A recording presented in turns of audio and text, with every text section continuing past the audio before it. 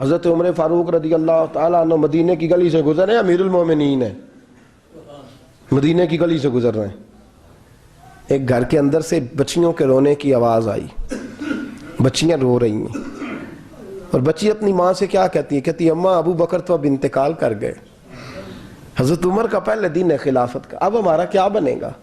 ابو بکر تو وصال کر گئے۔ حضرت عمر فاروق رضی اللہ تعالیٰ عنہ نے رونے کی آواز سنی، دروازے پہ دستک دی، کہا بیٹو کیا بات ہے؟ تو بچیاں کہنے لگیں عمر ہمارے ابا جی ہماری 10-15 بکریاں ہیں، تو ہمارے والد صاحب ان کا دودھ دھو کے بیچا کرتے تھے، گزارا ہو جاتا تھا۔ جس دن ابا جی فوت ہوئے تو اس دن سے لے کر ابو بکر صدیق روز عصر کے بعد آیا کرتے تھے، ہماری بکریوں کا دودھ دھو کے دیتے تھے، کچھ ہم پیتی تھی، کچھ بیچ لیتی تھی، گزارا چلتا تھا۔ جس دن ابو بکر صدیق خلیفہ بنے تو ہم نے جا کے کہا ابو بکر اب کون دودھ دھوئے گا؟ تو سیدنا صدیق اکبر رضی اللہ تعالیٰ عنہ نے فرمایا بیٹے پہلے تو میں مرضی سے خدمت کرتا تھا، اب تو مصطفیٰ کی امت کی نوکری میری ڈیوٹی بن گئی ہے، تو میں آؤں گا۔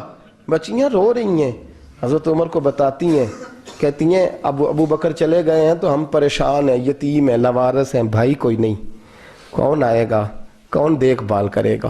حضرت عمر فاروق گھٹنوں کے بل زمین پہ بیٹھ گئے، ان چھوٹی چھوٹی بچیوں کو سینے سے لگایا، فرمانے لگے میں ابو بکر کا کیا کروں، میرے لیے رستے بڑے مشکل کر گیا ہے، میں اس کے کس بادشاہ وقت ہو کے وہ غریبوں کے گھروں میں آ کے ان کی بکریوں کا دودھ بھی دوتا تھا، امیر المومنین ہو کے یہ رنگ بھی تھا۔ فرمایا بیٹیوں فکر نہ کرنا، جب تک عمر زندہ رہے گا، عمر آتا رہے گا، یہ نوکری کرتا رہے گا۔ کچھ دن بیتے تو حضرت عمر فاروق کو یاد آیا اوہو مدینے میں ایک بوڑھی اماں بھی رہتی ہے جس کا کوئی گھر کا کام کرنے والا نہیں، اور جس بی بی کا کوئی بال بچہ نہیں، اور آنکھوں سے بھی وہ نابینی ہے۔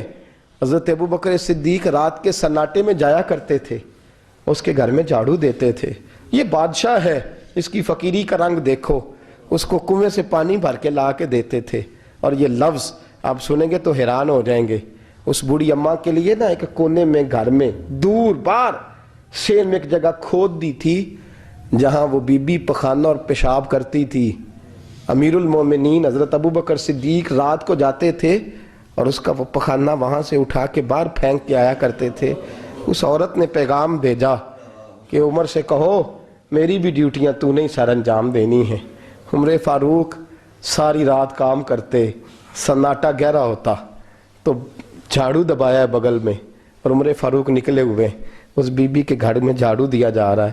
حضرت انس بن مالک فرماتے ہیں میں نے آخری عمر میں بھی اس بوڑھے عمر کو دیکھا ہے، اس بڑھاپے میں بھی میں نے اس شخص کو دیکھا ہے کہ جب وجود کمزور ہو گیا، داڑھی سفید ہو گئی، لیکن پھر بھی اس کا انداز نہیں بدلا، اس نے ساری زندگی بادشاہی میں فقیری کر کے گزار دی، یہ پھر بھی کسی کے گھر میں جھاڑو دیتا ہے، کسی کی بکریوں کا دودھ دھوتا ہے، یہ کسی غریب میرے دوست یہ۔ اور جب سیدنا فاروق اعظم رضی اللہ تعالیٰ عنہ خطبہ دینے بیٹھتے ہیں تو کپڑے پھٹے ہیں، پیبند لگے ہیں، مزاج سادہ ہے، بڑا مال آیا ہے، بڑا مال، لیکن تقسیم کر دیا، اور یہی انداز آگے اپنے گورنروں کو دیا۔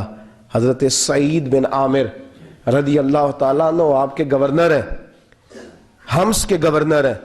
جب لسٹ آئی نا غریبوں کی، حضرت عمر نے کہا کہ حمص کے جتنے غریب لوگ ہیں ان کی لسٹ بنا کے بھیجو، ان کو چندہ لگانا ہے۔ تو 17ویں 18ویں نمبر پر حضرت سعید بن عامر کا نام بھی آ گیا، گورنر صاحب کا۔ تو حضرت عمر نے سوچا شاید کوئی اور سعید بن عامر ہے، فرمانے لگے یہ کون ہے؟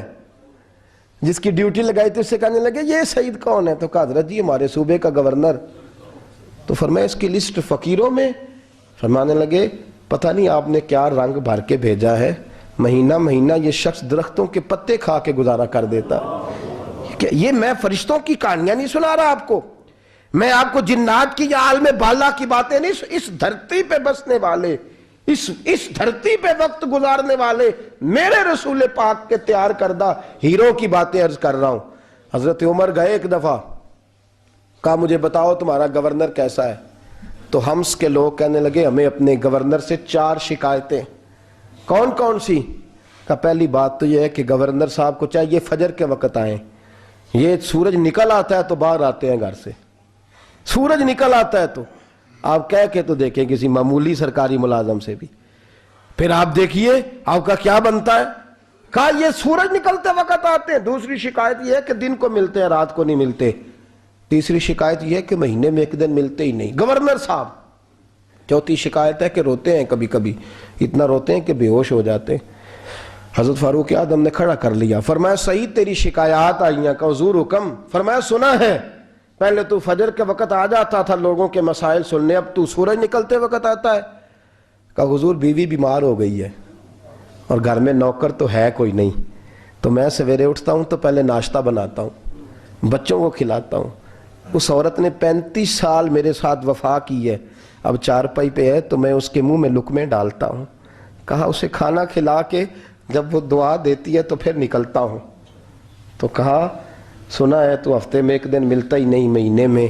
کہنے لگے حضرت جی جب مدینے سے آیا تھا تو ایک کرتا اور ایک تامد ساتھ لایا تھا, مجھے آج 2.5 سال ہو گئے ہیں, میں نیا لباس نہیں خرید پایا. میں نے عرض کی میں اس دھرتی پہ بسنے والے لوگوں کی داستان سنا رہا ہوں.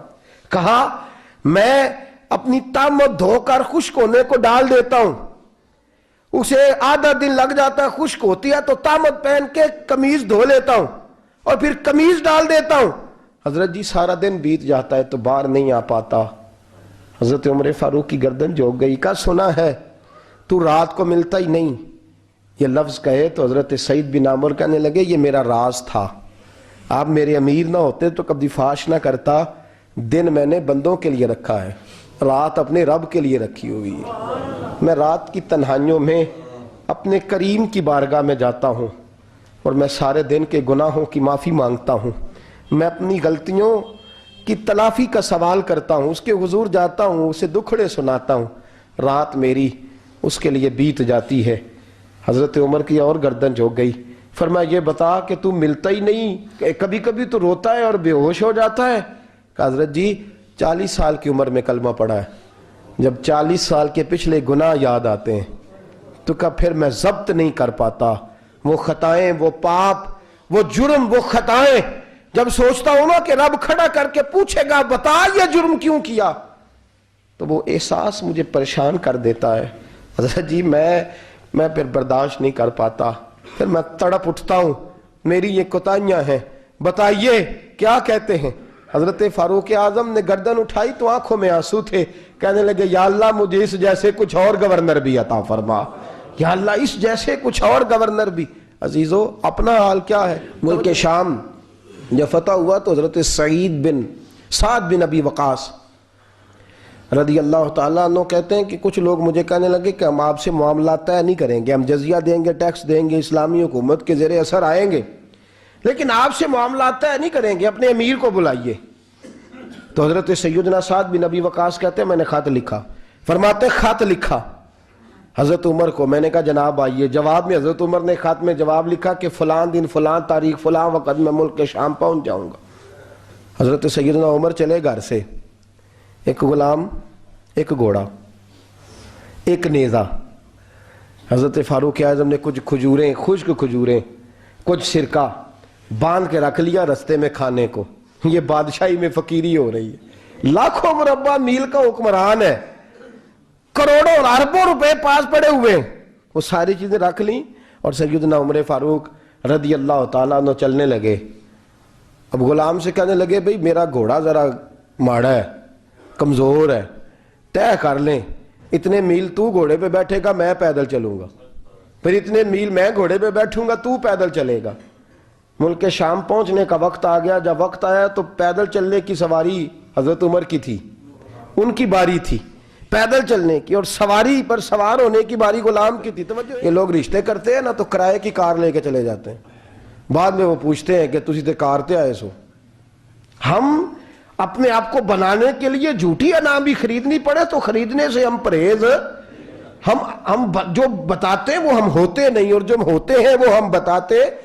حضرت سیدنا عمر فاروق رضی اللہ تعالیٰ عنہ سواری پہ غلام ہے, خود پیدل ہے, اور حال کیا ہے, بارش ہوئی تھی تو کچھ پانی کھڑا تھا, چھوٹے چھوٹے جوہڑوں میں چھوٹے چھوٹے تالاب بنے ہوئے تھے, پانی کھڑا تھا. تو حضرت عمر فاروق رضی اللہ تعالیٰ چمڑے کے جوتے پہنے, وہ جوتے دونوں اتار کے تو بغل میں دبا لیے. حضرت سعد بن ابی وقاص فرماتے ہیں اسی بغل میں نیزہ رکھ لیا اور تامت تھوڑا اونچا کر لیا کہ پانی سے چلنا ہے. اور غلام کو گھوڑے پہ بٹھایا ہے اور گھوڑے کی لگام پکڑی ہے تو یوں پیچھے رکھی ہوئی ہے، اور حضرت سیدنا فاروق اعظم رضی اللہ تعالیٰ عنہ آ رہے ہیں۔ غلام کہنے لگا حضور لوگ دیکھ رہے ہیں، مہربانی کریں بیٹھ جائیں۔ فرمانے لگے نہیں، باری تیری ہے، تو ہی بیٹھے گا۔